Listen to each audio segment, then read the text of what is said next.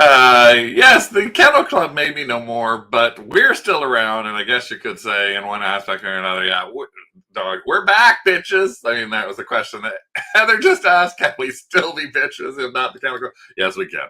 And so, welcome back. It's been a month away for us.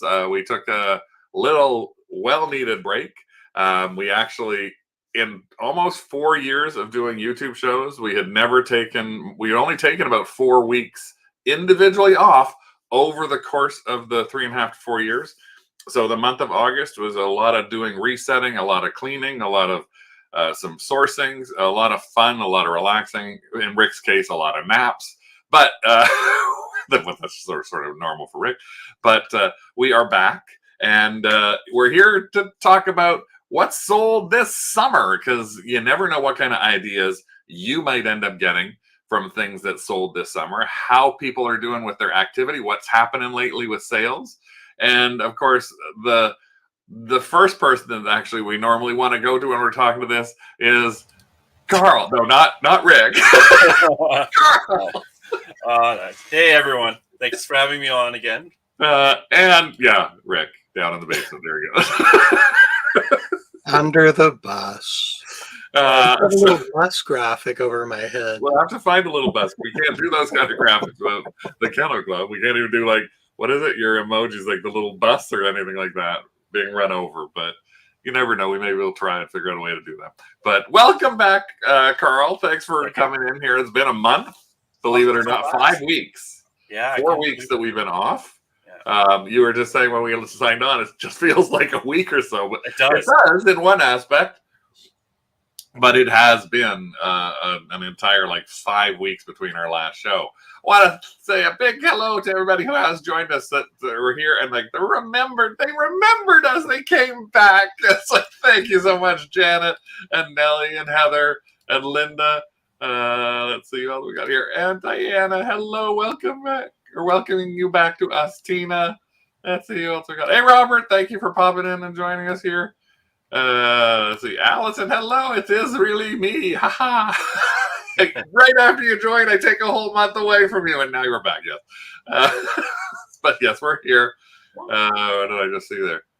Rick Boulanger, there's Allison saying hello to you. And Bob's there too. Hey, Bob, good to see you too. Here, see you typed through Heather. So, but yes, it's been a month. And there's a few things that I thought were interesting that have happened over the past month. So I thought we'd chat a little bit about those before we go into some of the sales, the actual sales themselves. But just on a top level, I was just wondering, Carl, how has sales been for you in the past month? Have you seen any differences in your sales at all? Yeah, I feel it definitely hit the plateau, like the bottom, and now it's going up, which... my last week wasn't that good, but the week before was really good. Not quite as good as yours was, that $1,000 one. It's been a while since I've hit that. But it definitely has, I can feel the more energy happening. The sales, I'm getting a lot more questions. You can feel Q4 kind of peeking around the corner a little bit. Yeah, this was our today. Oh, wow. This just basically from this weekend. Oh, that's amazing. And it's been a while since we had 20 packages going out in the 1 week. So we hit another $1,000 week again last week. And some of it comes from one item that I had that had been up there for 2.5 years, which was a $300 item sold. But still, there were a lot of $10 things that sold in there too over the course of the week. So it all adds up to a position where we've seen, Rick actually took a look at quick numbers, and we're already 50% higher from the previous month in September than we were. Okay. Yeah. So it's been good. I hope you guys, Robert's saying it's still slow for him. It's still slow for him.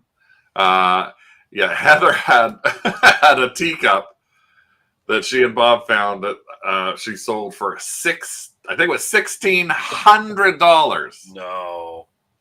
Yeah. They're gone? No, it was a German. Yeah, it wasn't even a thing that you'd normally think about. No. Rick might be able to find the post so he can share that if he does find it. But yeah, and then 20 today.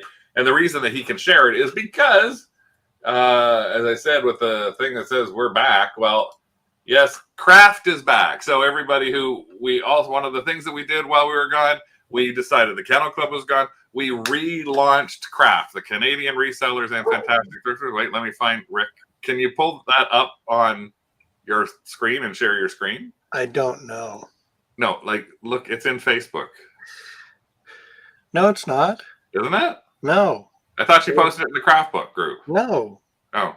She sent a message to me privately. Oh, to you personally. I asked her to share it. Oh, okay. Well, then I'll show you. Put your screen back up so we can see it better. I'll show you there. I'll move you to here so you can show it there. Okay, hold on. Oh, now I got your big screen. Yeah, here we go. There we go. Ambrosius Lamb, Dresden, Saxony, Winter Scene Teacup, Art Deco. Congratulations. And there it is. It's like $1,625. Now, if you were to walk by that on a shelf at a thrift store, would you look twice at it? Nope. No, it looked like a Thomas Kinkade to me. I wouldn't look at it. I would look at it twice now because one of the things. Now I would, yeah. Well, no, one of the things that Rick taught me about teacups is I'm now looking for if a teacup has a pattern inside it. Yeah. Then I automatically take a look at it now, especially if the pattern is a solid pattern on the entire inside of the cup. Yeah. That really makes me like, ooh. A lot of times it might be a flower or two, but if it's white inside, I usually just walk by. Even but if it's got a pattern, so I would have picked that up, but I probably would have thought it was a Thomas Kinkade because it kind of looks like that Thomas Kinkade kind of style. Congratulations. Craft is giving you content not available and you haven't been able to join. That's really weird because you should be able to join.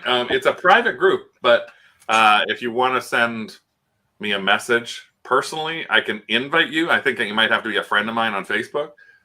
It's not a public group, but you should be able to do something in it, and we can get you into there, Andrew, because we have over 2,000 members that are in the group right now, and it's only been up since September 1st, so we've only been up for 5 days. But we're trying to put some posts in there. And one of the things that I'll ask you for, Lisa Wallace got the same thing. Maybe, yes, it does make me tinkly. Maybe what I need to do is I might end up having to open it up for to make it public instead of private for a while and see if that way it'll be able to let anybody in who may have problems with that. So I'll take a look at that. Once you're back in, take a look as well. And some of the posts, we've already got some posts in there. And one of the things we're hoping for is to be able to get people to, that's not, I wanted me up there. One of the things we're hoping for is to get people to actually be part of the group and act and answer questions and things like that. Because the last time we used to do them and sort of do them all. So I'll give you an example. Right now, we've got something in here that is a Makeover Monday post. And in the Makeover Monday post, we got some people who, including myself, who posted items to say, I don't know what to do with this. Tell me if you think I've got the wrong title, if you've got the wrong category, anything along those lines. And hopefully you might be able to help. So it's this, people are asking for your help. Margaret Klessinger said, I need a critique on this. Fahima said, I haven't been able to move these for ages. Sherry had a thing with her Jingle Buddies. And I actually put a post in as well. So there's 4 posts in there. Nope, Canadians and US. There's 20% of our members are from the US. So we have no problem at all. It's just the name was stuck that way. So please join in. Sherry's in it. As I said, Sherry, who's right here, who just said hi to everyone, is in the group. And we have a lot of people as 20%. So 400 people in the US. Craig, the group was hidden, so only members could see it. Okay. So I've gone in and I've unhidden it, and Rick's unhidden it. I've just posted the link in the chat here. So, Andrew, if you could try clicking on the link and joining again, and anyone can join Allison. So, a couple of things that I thought before again we get into is to also remind people who are on. Okay, so Tina, if you have them, they are not Jingle Buddies. They are Jingle Pals. That's actually what I had to post to Sherry. I said, here's a big one in your title, Sherry. Let's see. Let me just go up here. It's like, they are called Jingle Pals. So if somebody's searching for Jingle Buddies, which is what she had in her title, they'll if they're searching for Jingle Pals, they won't have found hers. So make sure you change yours to that as well. If you're on eBay, able to get in. if you're if you're on eBay, remember it is eBay Open is coming up, so you can. I lost the page down here. eBay Open is coming up at the end of September. It's free to register. It's an online thing for 2.5 days. If you want to, you can easily go to it and find it in Google. All you have to do in Google is type eBay Open 2022, and it'll take you there to say registration is live. For you, you can click on this. It will immediately take you to where you can do your registration right down here. Use this link to register for it. And then you will get to how to register. There's a sneak preview coming up of it as well. But yeah, it's those 3 days. We've seen some of the things that look like they're going to be really interesting. If you are Canadian, there is actually going to be 2 like webinar groups that are actually dedicated to like Canadians selling internationally. But it's always a fun thing to watch and learn. It's 2 full days. It's at Pacific time, so basically it starts around noon for us in the East and runs to about 5 o'clock. It's about 4 or 5 hours a day. There's also networking rooms and things like that. I'm actually hosting a networking room, so you can come into that if you want and say, hi, that networking room is going to be all about how to do auctions. And Rick has put the link down here as well, which I'll pop up onto the screen. If you needed to take a look at that, if you can copy that down, and you have to pause this if you're watching this in repeat, and you can I don't think you can copy it, but you can type it in from that. Okay, Allison looks like she's joined. Yay. And Andrew says he's joined. Yay. So other than that, I thought there's one thing I have to talk about, and I'm bringing Rick back in for this because this happened to us, and I'm sure it's happened to some of you, where you may have sold something and shipped the completely wrong thing.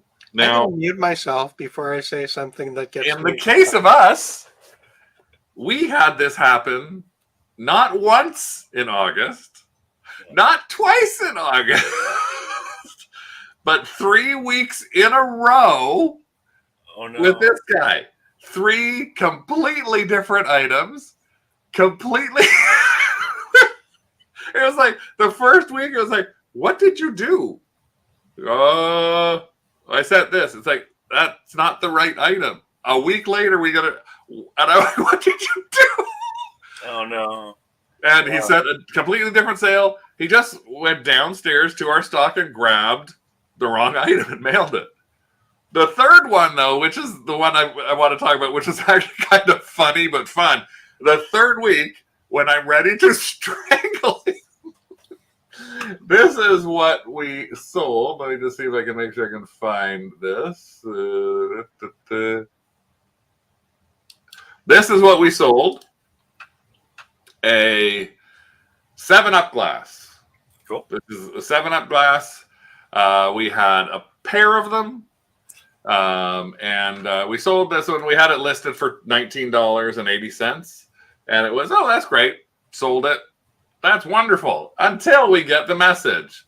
My glass arrived today. The only thing is, I received the ice fishing version. I can see that happening. I ordered the skiing version. Yeah.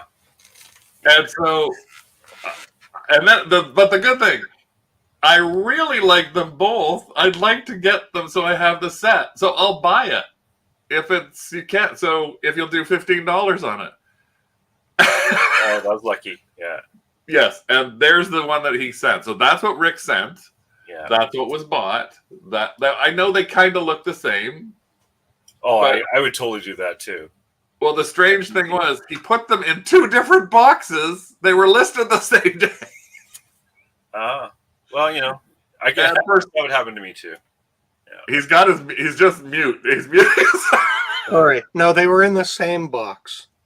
I said, as a result of that, going forward, if I have different or similar things, but they're slightly different, I will put them in 2 separate inventory boxes. So it will reduce the likelihood that I will grab the wrong one. And in my defense, the pieces for the Fire Team Zero I sent in error were not in inventory. They were in another box that hadn't been disassembled or taken apart yet. No, but we had multiple Fire Team things, and he just went down and saw one box and just took it. I do have a plausible defense for that one. It wasn't that plausible because they did not look at the one bit similar at all. And so in those cases, the challenge is we actually ended up making no money on them because in all 3 cases, well, I mean, it was okay with this one with the glass, but the game pieces and the other thing, they both ended up, we had to resend the right thing out. And resending the right thing out meant that we had to have additional shipping so we paid double shipping. Yeah. We left the other items with them because it didn't make any sense. Yeah. They were all like $20 items. So they came back. Well, that's going to happen. Yeah. Yeah. So it's real life, you know? Yeah. I've done that too. I always make sure now when I pack something, I do one thing at a time. Because, like some people do a whole bunch of labels at once. I just know I'm going to ship the wrong things. So I do one at a time. But I've done what you've done as well, Rick, which is if I have something very similar, I'll put them in different boxes, try and prevent myself from doing that. It's going to happen. He does admit, though, he didn't look at all. He just grabbed. Right? Yeah. It looked vaguely similar to the small picture that I had on my phone. Yeah. But for multiples from now on, I will actually open the picture and zoom in and make sure I've grabbed the right one. Yeah, and I don't know if you're going to do that or not, because when we have too many of the same thing, we have like a tub and that's all our mugs, and you put all our coffee mugs in there, and I don't think you want to have coffee mugs sitting in 17 different boxes.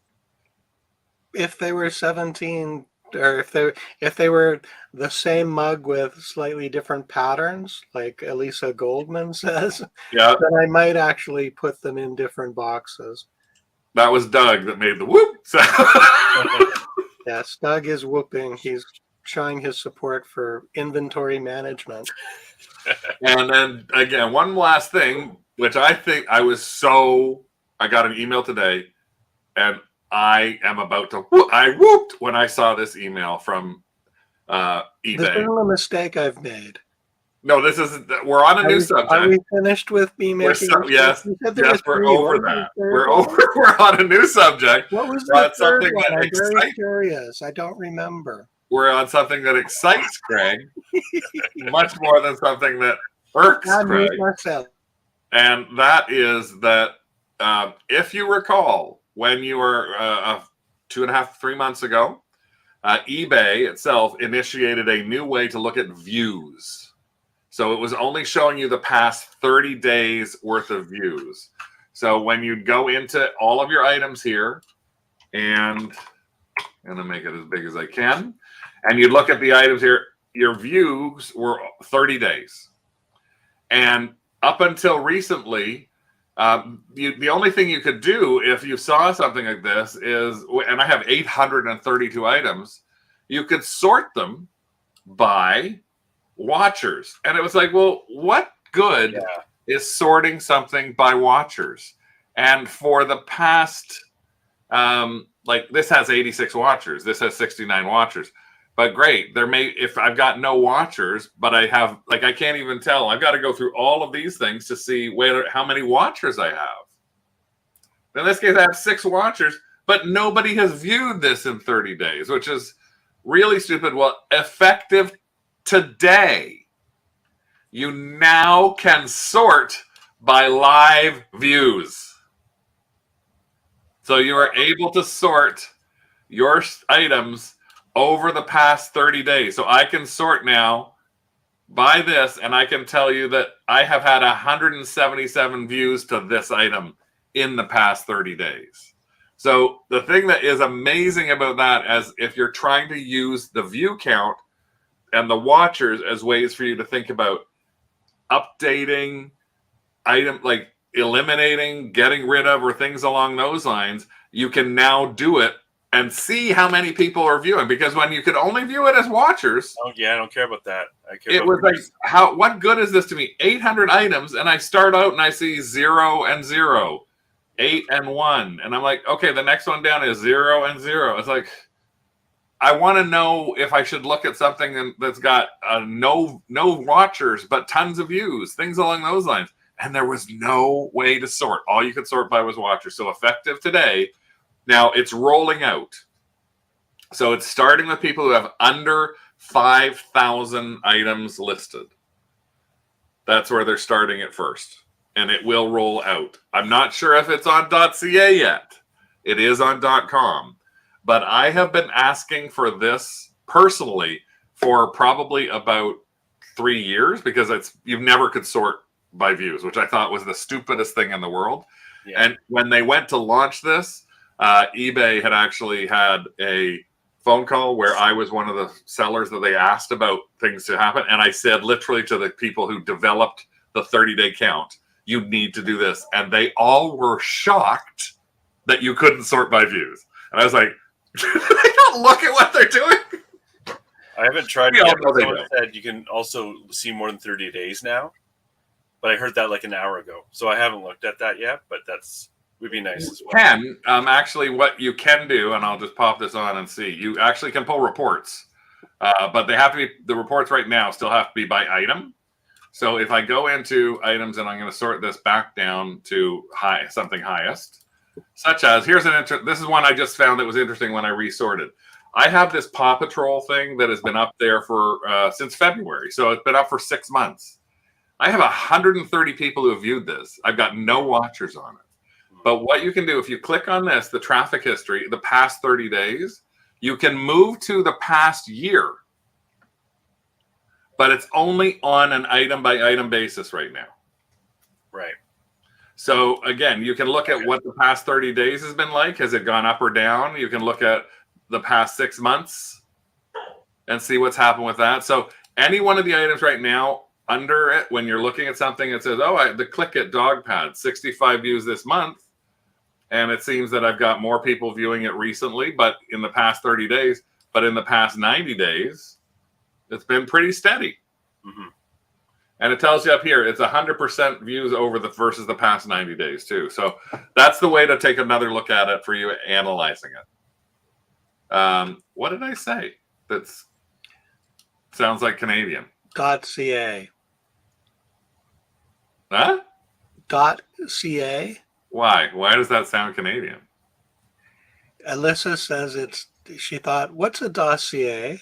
Oh, a dossier. Okay. Because most of the people I know in the States all think I sound like I'm from the States. They don't think I sound Canadian. A .ca versus a .com. So, yes. And I know I saw Allison said, 832, I only have 49. Carl, how many do you have right now? 920 or something. It's like 901. So you'll get there, Allison. It just takes a while, and hopefully part of the challenge is last October we hit 1,000, and we have not been able to get back up over 1,000 since then. The good thing about it is the more listeners you get on, the more it seems you sell. And like in our case, we're up now because we were only down in the 740 range about the beginning of August. So you can see we've added in a lot more things. Lane, hey Lane, up to 450 as of today. Hey. So it's one of those things that's a really good thing. Elisa says stays around 740. And if you're staying there, you're listing and you're selling, and you're listing and you're selling. You list 20 things. It can be a little frustrating because you list 20 things, and then you see that you're back down under 800 again. It's like, I wanted to get to that. But unless you're going to dedicate it, put your store on pause, I'd rather keep selling and slowly make that way back up. Slowly I turn, step by step, inch by inch, and maybe I'll get back up to 1,000, which we're hoping to do in the next month or so. Because the other thing that you've been doing, Craig, huh? The other thing you've been doing, Craig, is you've been using views and watchers to try to determine whether you send more aggressive offers out when offers are available to be sent. So you're turning that adjustment that eBay made for the 30-day view period to gauge more recent interest. Yeah, I hated the idea that they were moving to 30 days. And now I love that they're at 30 days. And especially as of today, now that I can sort my views, I'm so ecstatic. Yeah. Now, let's go on to sales. Just to talk about stuff that we've sold over the past while. Some of the items may be things you hadn't thought about. Some of the things they may be exciting. They may not be exciting. Carl's saying his aren't that exciting. Well, it's like, give me some sales where there's a story. My story is I bought it, I listed it, I sold it, and I packed it. But here's a story. What would make you buy that? Okay. So the story with this is this is one of the cases where it's a techno drone for my Ninja Turtles. And this is a case of just like I tore that thing apart and I've been selling part by part by part. And it'll take years, but I've made a lot more off these stupid parts than I would have ever had selling the whole thing. So that's the story with that. And yeah, so that you sold that alone for $30. Yeah. And so often my point being with this one was basically the story is that sometimes things are worth more in parts than they are as individual complete sets. So yeah, we've noticed that a lot, especially with like the Mr. Christmas, like ice skating pond and things like that. We've taken that pond completely apart. And that was one of the things you actually saw in our listing is like trees. We we put the trees in. We put the lamp post in. We put the bulb for the lamp post in. Like we stripped it down. And now out of the last one that we split apart, I think the trees, I literally got an offer on them yesterday for the 2 sets of trees. So that's, it was look at something and go, I'd rather break this down because I can make a lot more money. To ship. Although it's slower. It's 100% slower, but it can make shipping so much easier too when you don't have to get a huge box. Like, especially in Canada when we go over a certain size shipping to the United States, the price can go woo. You know. Maybe. I know Lane has done this before too. She's mentioned instead of buying the whole set of china, and that's what we've done too, is like do a saucer, do a teacup, do the plate. Like don't do like a 40-piece set. Especially for boys.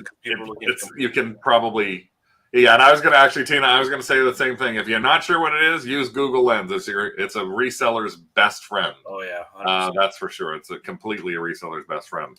I see if I can pop onto one of ours. Let's see, I'm going to flip from yours to one of ours.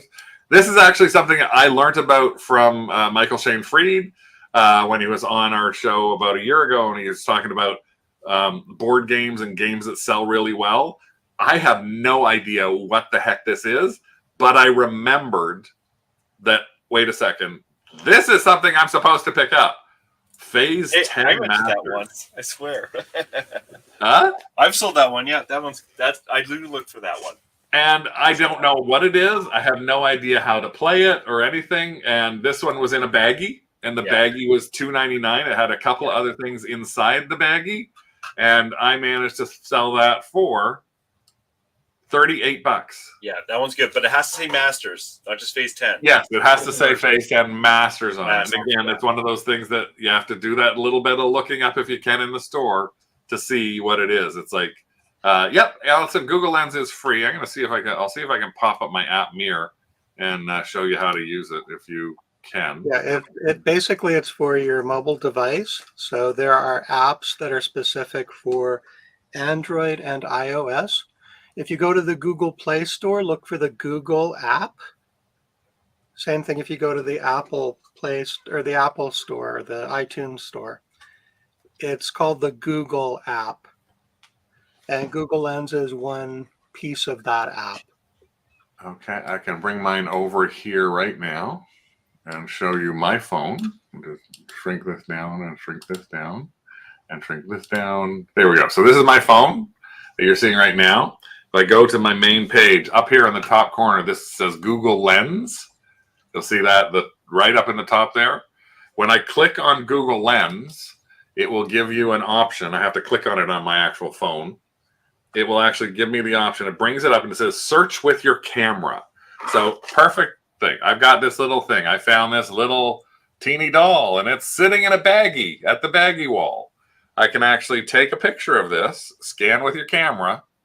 And when you scan that with your camera, it says looking for results. And take a look at that. In the store, I now know that this is a vintage baby Sprite Seawees mermaid. And the good thing is you can look at a few of these and see if you have something that looks strange or you're not sure about what it is. And I'll give you another one that's there's a weird one. This is actually from Hallmark. This is a French singing guy. So again, we'll go back. We'll take a look at this, take a picture, looking for results. There it is. There he is. He's a Hallmark talking mistletoe ornament. But you see, it has other things that look kind of like it, but it'll allow you that if you actually saw something like what Carl had there as a piece, it's very, very helpful in being able to take a look at it. So it is, again, to me, it's the game changer for resellers, which I hadn't even used until probably less than a year ago, Rick. Yep. I didn't even know what it was until someone, might have been Robert Roy, who is like a godsend to me and telling me things, who's on here. And I always thank him for everything. But yeah, I saw the Phase 10 Masters, and for some reason that stuck in my head. Yeah, it's not perfect, like you said, it's not super accurate.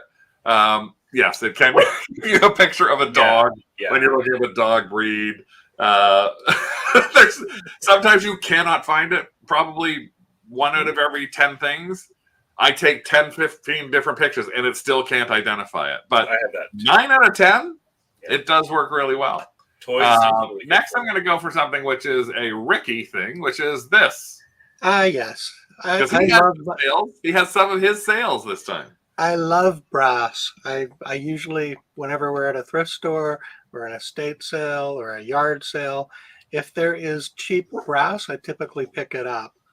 I got this at an estate sale. There was a box full of brass pieces. I think this was $2 or $3 US, and it sold for $42. Oh, nice. And the person that got it loved it. They are into horses, and it's on their door. So horses sell. Sherry found out about it from us. And now Allison's found out about it too from us. So yes, and yes, you can use it for transmitting text as well. Yeah. Sorry, Mr. Doug is barking. This was the one thing about this that I thought was great was Rick also took a good picture, because you always want to make sure that he's got a picture of it there with the actual size. So it's a good, easy picture to figure out the size of it, because every once in a while we get somebody who, especially strangely enough, in Max Sold, we get this a lot. People who get something and then they end up saying to us, I had no idea it was this small or this big. And it's like, I'm holding on to a poster with my hand standing behind it. And they're like, I thought it was this big. How big do you think I am? Look, it's like I'm a miniature man. I don't quite understand. But let's go to number 2 for Carl. What is this? This is actually surprising to me. And it's funny though, because I'm going to do a reseller basics on this. So it's funny that you actually put this into this. Okay. Yes. One of the tip I wanted to say about the Google Lens is that you can actually do that with photos, at least on Chrome, on desktop. You can right click, and you can also do a Google search on the picture you're looking at. I use that sometimes when I'm looking at auctions or Facebook posts if I want to ID something. So that's on desktop. It's handy as well. Well, you actually, in the same view, you can use your phone to take a picture from your desktop. Like if I was searching for something, I could actually put the item up, like Rick's thing there. I can actually, let's go back to this. If I go to that, I can actually use my Google Lens. Yeah, you can do that too. Yeah. Take a picture of the item on the computer, and you can see that it's coming up with things from the computer. So there's that. You can take pictures inside a bag. You can take pictures on your computer. You can screen cap. There's all sorts of different ways to do them. So. But this was the one that I said, like. So, yeah. So this one I wanted to show that whenever you see a popular brand branding of anything, even like this is a deck of cards. Look it up. And I knew Hudson Bay is a big seller for whatever reason. People love the blankets and all that stuff. And normally I wouldn't look at deck of cards that often. But in this case, I picked it up. I had it for a bit, but I think it's, I can't remember how much it sold for. There we go, 65 American, which is crazy for a deck of cards. But when I saw the brand of Hudson Bay, that definitely caught my attention. And there's a lot of things like that, where if you're good at that sort of stuff, you kind of think outside the box as the normal a blanket. You know, that's why I wanted to show that one. But it's literally today I was out and I was taking pictures because one of the next ones I wanted to talk about, because you see these a lot at thrift stores, is a lot of playing cards. And it's surprising how many are worth something to somebody. So we've actually sold a lot of decks of playing cards over the various years. But when you said, it's just such a coincidence, you sent this today, and boom. It's a $65 sealed deck of cards. So yeah, this one did surprise me when I looked it up. I went, really? But yeah, it's sealed. It's sealed. Yep. We always take a look as well at, and I know some people in here have done it before, at the things that are just the boxes and cases. Sunglass cases can sell really well. This happened to be just a box. Again, this was at, strange enough, it was at a thrift store with a $2.99 price tag on it. I thought, it's a nice looking box. It's probably worth something to somebody. Had the little cushion inside it as well.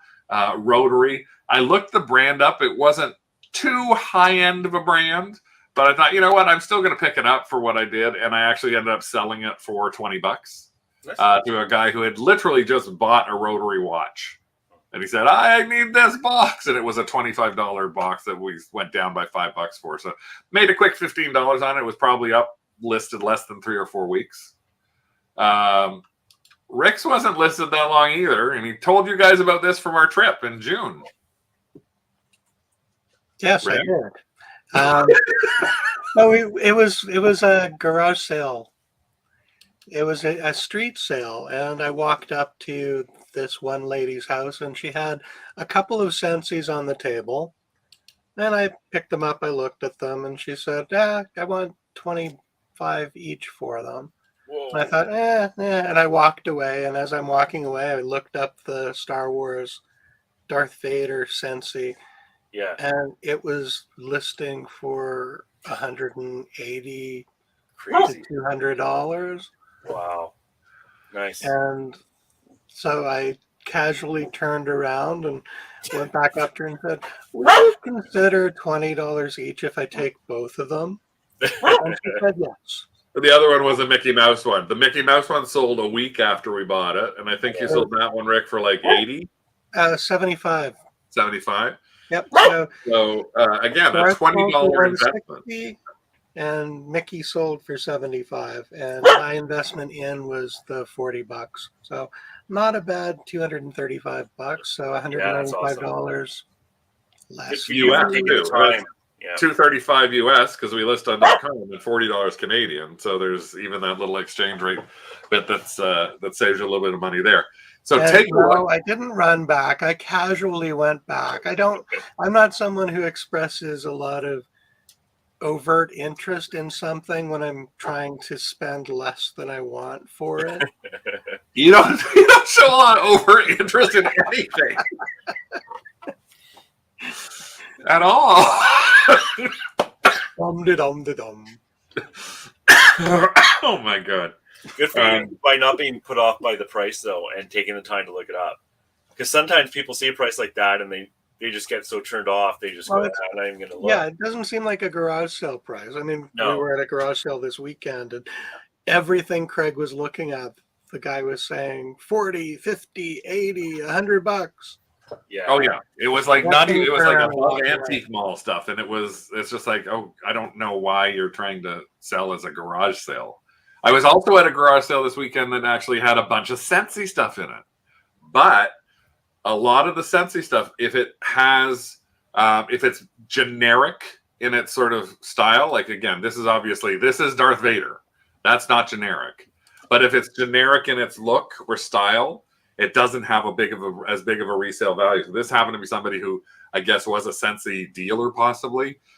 So they had a bunch of stuff, and they were asking $15 for all these brand new ones, but they were all boring brand new ones that were only selling for $20, $25. So there wasn't any way I was going to buy them. And they had probably about 500 Scentsy wax packets, but they wanted $2 for those. And it's like, they sell for $2. So if they were a quarter, I probably would have cleared out everything in that entire garage.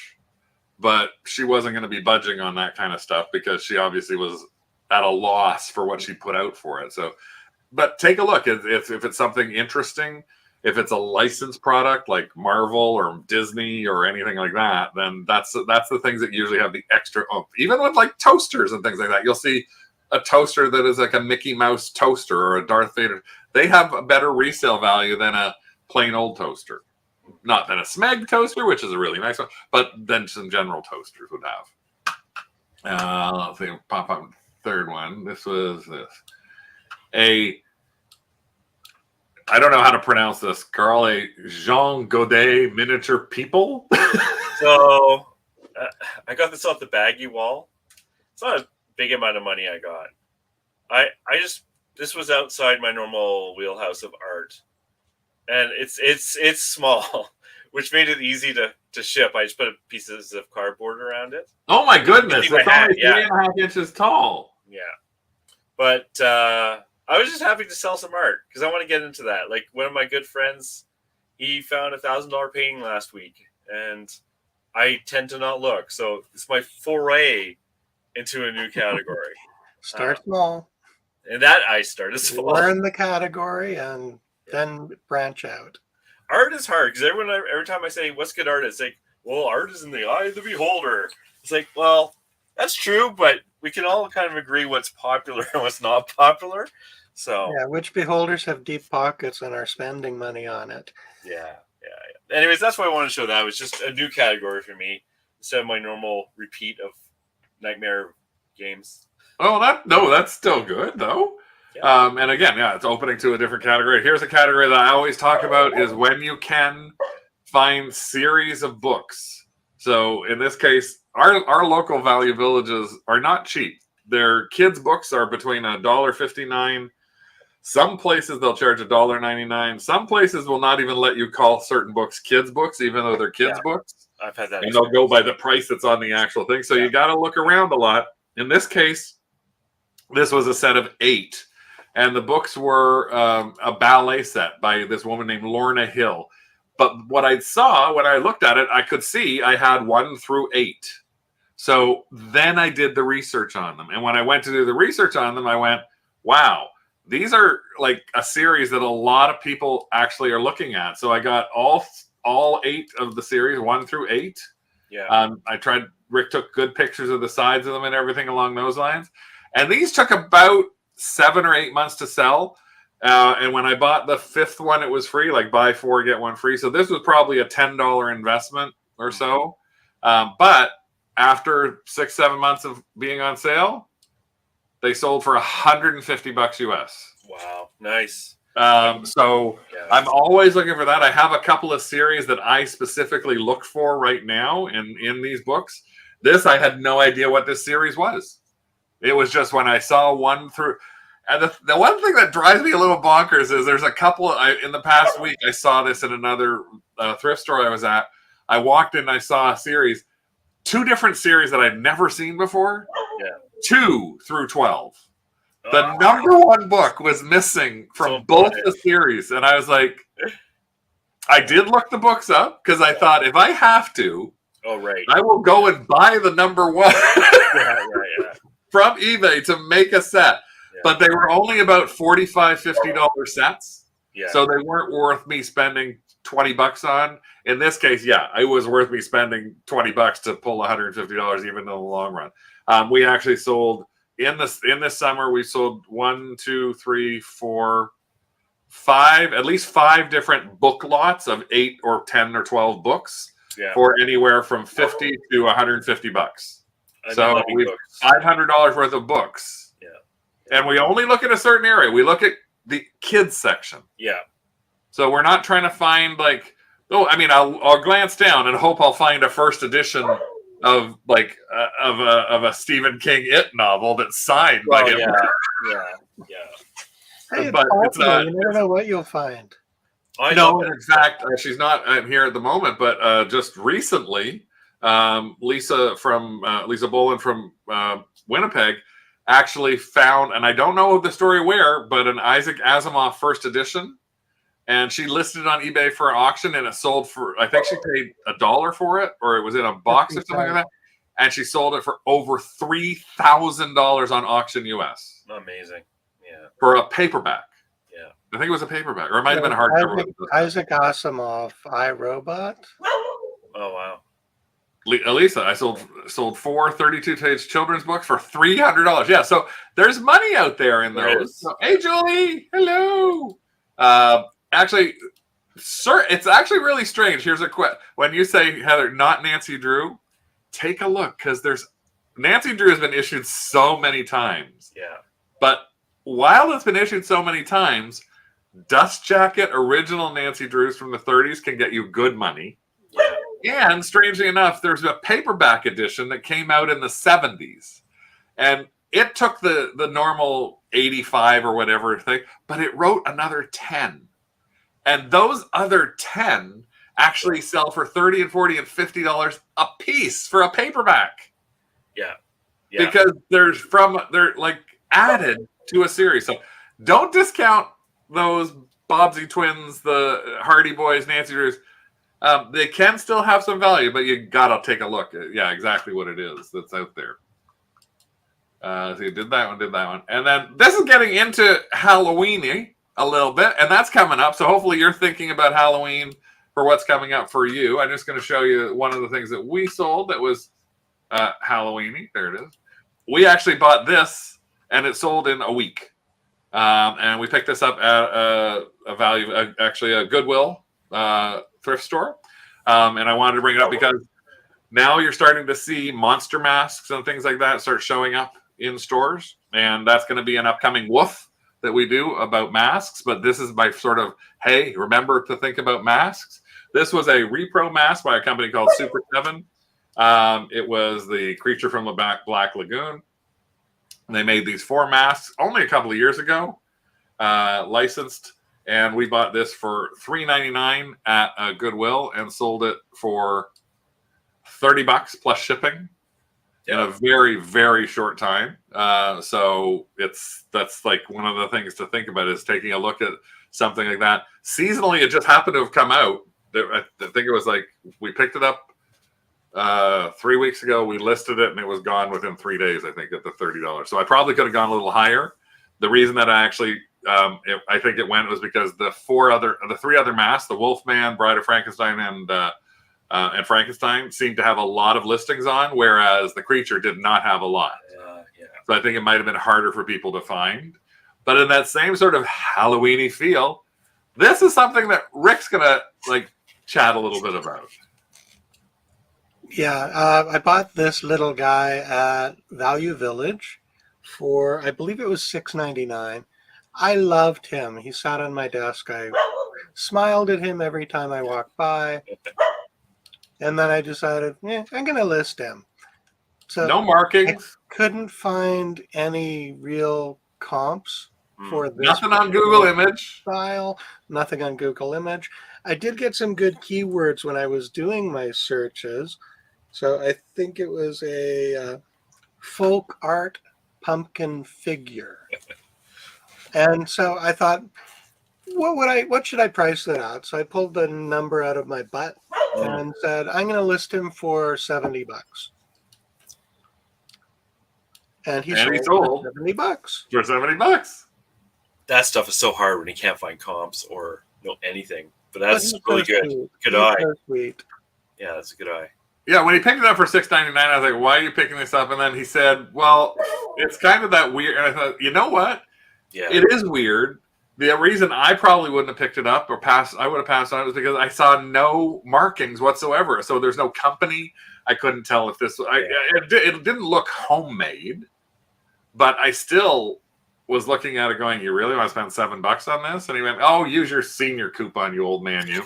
So whether it was a senior day or whether I used my $2 coupon, I'm not sure which one it was, but one of the things was enough for him to actually say, okay, we'll get it. So well, Heather Malkoff is asking why we didn't auction it at 70. I didn't feel that there would be enough competing interest for this particular type of piece. If you look under or on eBay for other primitive art pumpkin figures, there's a wide range of them. A lot of them look like you can build them from kits or they've been built from kits. This guy was pretty much unique, but I didn't think there would be enough of competing interest to drive an auction. Does that make sense? I guess now that I think about it, it does kind of look like it would be something you'd find at Home Goods or even at Winners or TJ Maxx or something like that. So, the nice thing about finding stuff like that too is there's a lot less competition. Because I would look at that, not see a maker's name, or any of that, and I would have passed it because it's not easy enough. But if you can develop the eye for quality stuff like that, then that's great because it'll still be on the shelf as opposed to, something that's easy to look up. And I find a lot of people who are really good at this game are the ones that can ID stuff that doesn't have maker's marks. Yeah. It's still on the shelf. But that takes a lot of experience. And I'm very, at the bottom of developing that. But yeah. Well, it's like you with your brass pan. Yeah. The French brass pan that you bought. Yeah.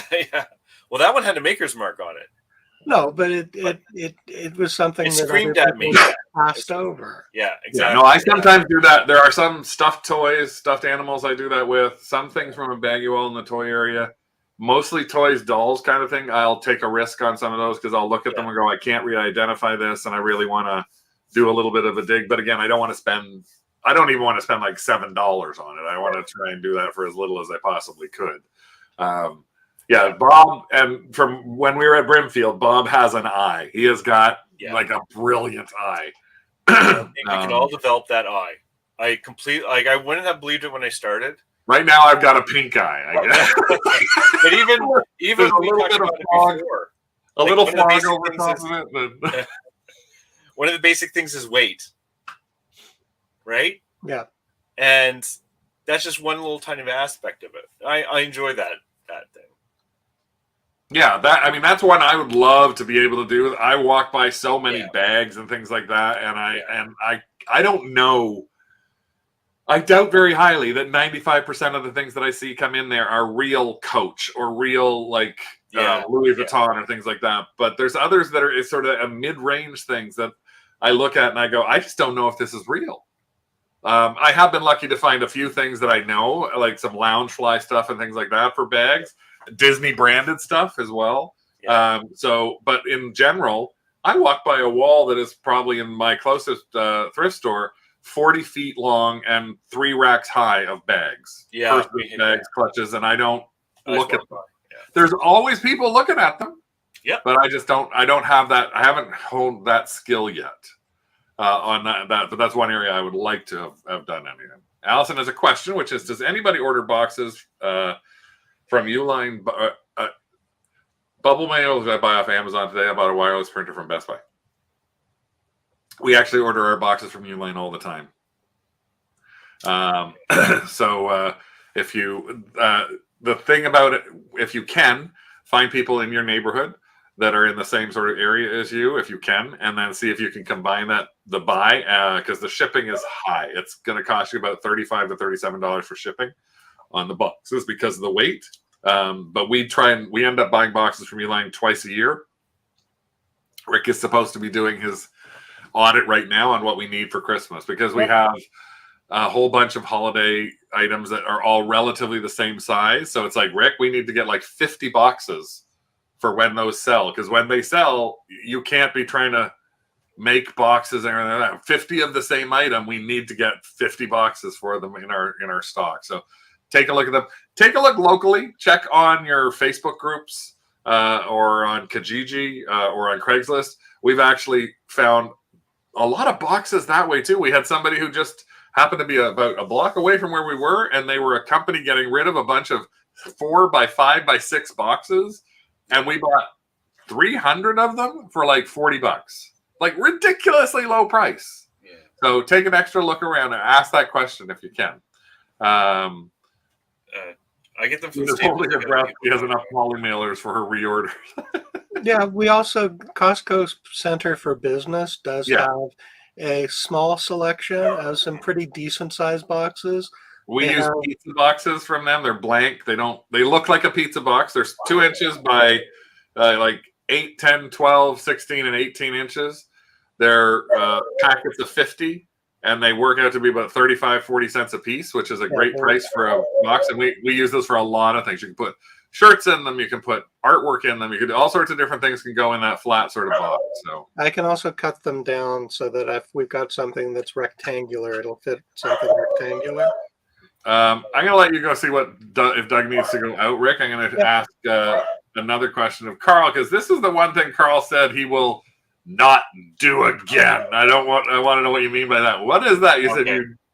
So I want to answer Flip talking about Staples. I get free shipping if you order enough. So I always just make sure I hit that level. So I would recommend hitting. I'm not sure what it was, $50 or something. Anyways, I just wanted to answer that Staples one because that's why I order from too.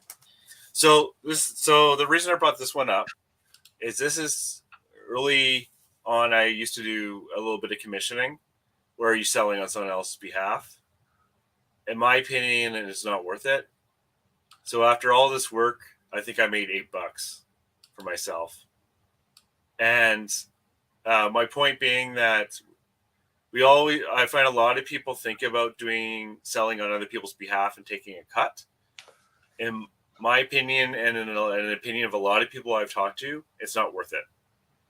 Because basically you can buy it just outright for them for just a little bit less than the 50%. And this person never complained. They probably forgotten all about it. I'm just saying more it was about just bring up the discussion about commissioning, because a lot of people, when they first start, they think about that. And in my experience, it's just not worth it.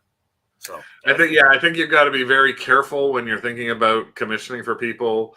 The amount of work you have to put in as the seller, from photos to listing to packing to shipping to all of those things need to be put into play.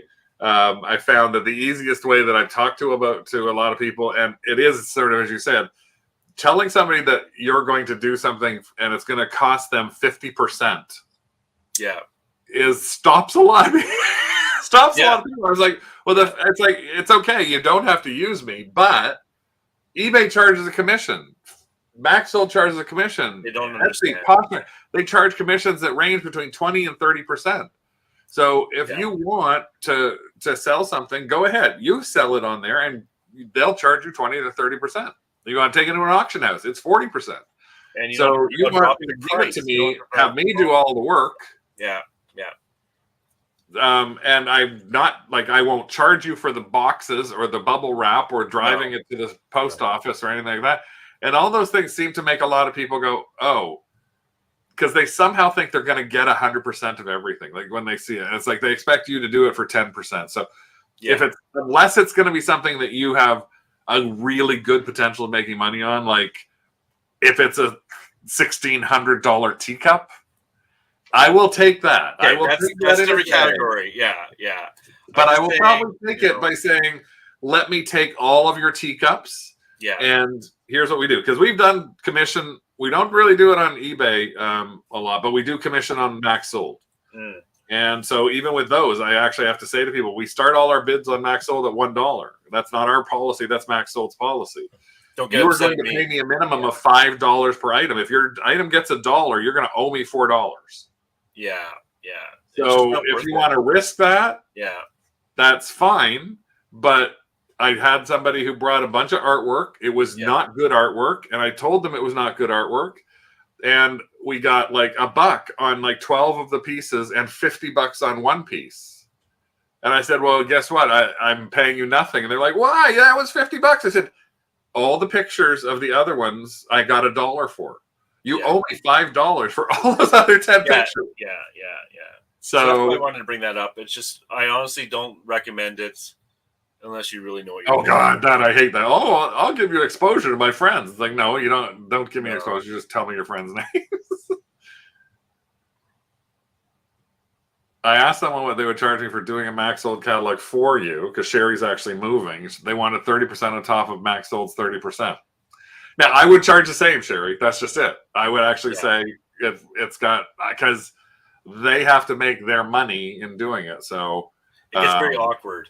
But it can be, and it's awkward with friends and things like that as well to try and look at doing something like that.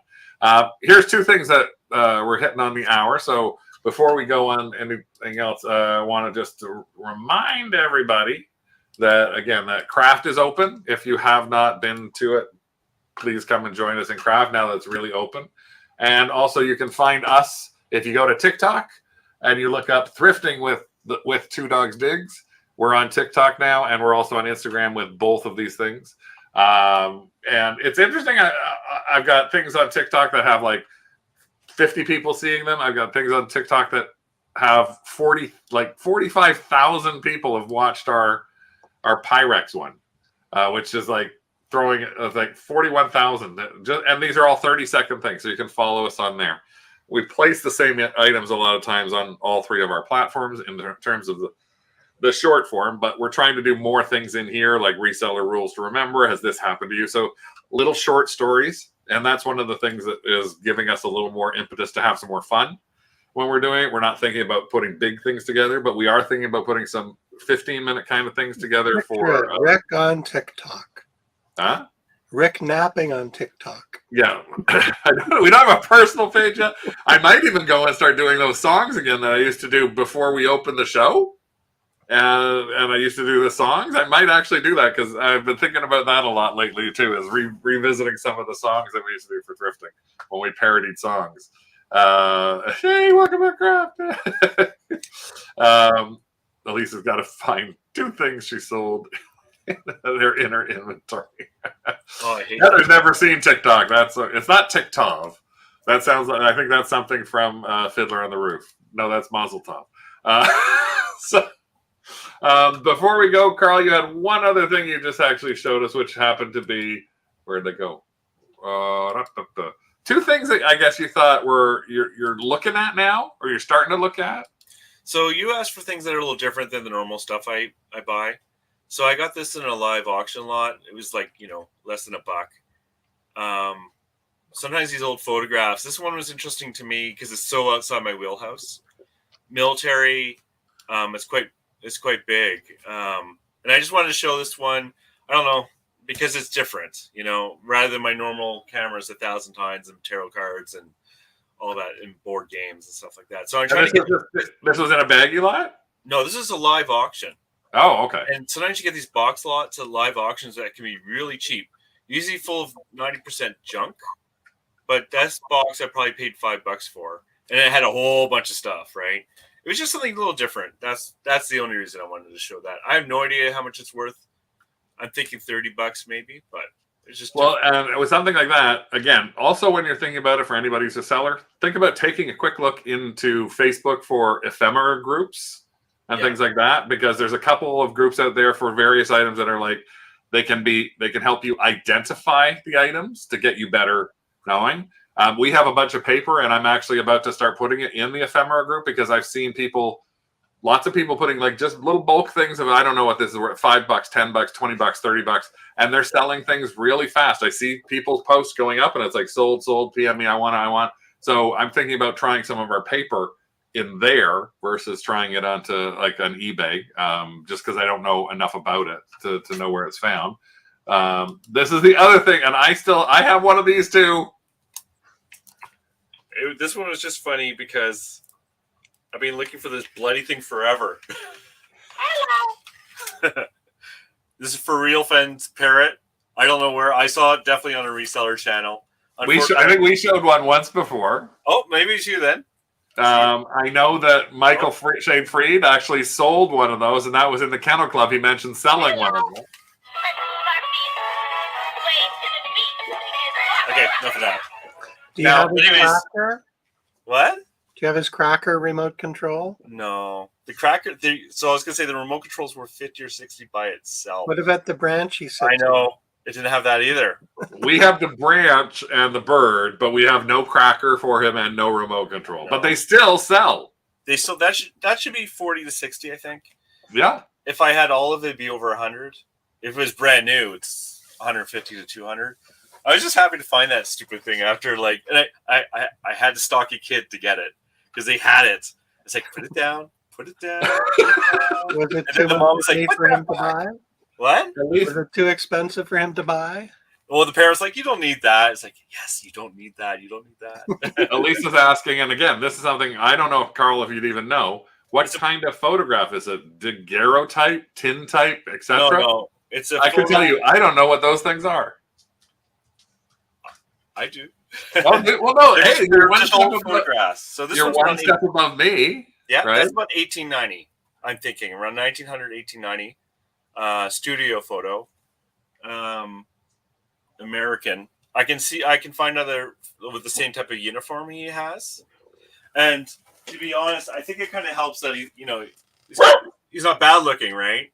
So I was thinking that helps as well, to be honest. So we'll see how it goes. There's just something different. At least a band uniform or a cadet, possibly. Yes, it's a cadet. You have to say that it's haunted. Yeah, say it's haunted. That seems to add sales to a lot of things. Sherry said that she had a glass vase ID'd in a Facebook group. So, they can be good sometimes. And this is, again, in craft, if we put a post up that says, help me ID something, we'd love it if you could help us with that in terms of using your own Google Lens or getting some ideas. We use ID groups on Facebook constantly for all sorts of different things because I'd say about 50% of the time we get answers, 50% of the time we do not get an answer. So there are things that frustrate me. It's like, but I'm in the glass identification center and no one's telling me what this piece of glass is. So it's like, there's so many posts in some of those groups that they just get lost. So it's not too big of a deal if they do, but think about those for that. I'm just trying to see if there's anything I missed today in our thing. So again, remember eBay Open is coming up. Think about that from a virtual standpoint. There's a sneak preview for it coming up as well. Remember that you now can search your listings. You can search your listings with. Oh, I can't even find that thing because it's not there. You can search your listings with view counts now, which is a really, really good thing. Elisa says, Carl, it is Spanish-American War, possibly. Okay, I'll look that up. That's a good tip. Thank you. Greg is actually going to see Elton John tomorrow night. Any swag worth a resale? No. The reason I say no is because we've actually bought stuff from his last concert tour that we found at garage sales and flea markets and thrift stores, and none of it has gotten us any money. As for our future shows, well, we're not going to do them on every regular on a Tuesday now. We are going to do our show for sure once a month, the beginning of every month, the first Tuesday of every month. We're going to do a What's Sold, and Carl's going to be part of that every month to talk about what's sold. We are going to add shows over the course of the month, but they'll be sort of random. You'll see them on YouTube if you subscribe to us, which hopefully you do. You'll get a notice saying, oh, there's a show about this. So, for example, we'll have a show that might be our max sold auction closing. We've got one of those coming up in 2 weeks. We may do a show that is just about reseller basics on playing cards, and that will be its own show. We may just find some neat stuff at a flea market and go, you know what, we're going to do a show tonight at 8:30. So it's going to be a little more random than having to plan out. I am building for another Thrift It or Throw It show, so that might be in a Tuesday in 2 weeks. But I'm going to try and make sure that they're posted to our YouTube channel at least 3 or 4 days beforehand, so you know they're coming up. But we'll aim for Tuesdays at 8, but generally it may be any time that we hope you'll join us for something or you'll watch us in a replay. And again, hopefully we'll have some shorter stuff too that you'll be able to watch quicker in replay. And follow us in Craft. Join us there. And, of course, on TikTok and on Instagram as Thrifting with Two Dogs Digs, which we may change the name of because I think it's too long. But again, Carl, thank you so much. I want to thank everybody who joined us here and remembered us after a whole 30 days of not being around. And Carl remembered us, and, well, this one always remembers us as he's downstairs. Doug remembers you, and he says hello to all of you. So thanks again for joining us here. Hopefully you learned a few things that you didn't know. like the view counts and eBay Open and stuff that you wouldn't have thought to buy before, like Carl's bought. And we've shown you, like on a Halloween thing that we don't know anything about. They could very well be from Home Goods, but who cares? It sold for $70. Hey. And we will see you again up in the upcoming weeks. Thanks again for joining us all. See you, everyone. Bye. Bye, kids.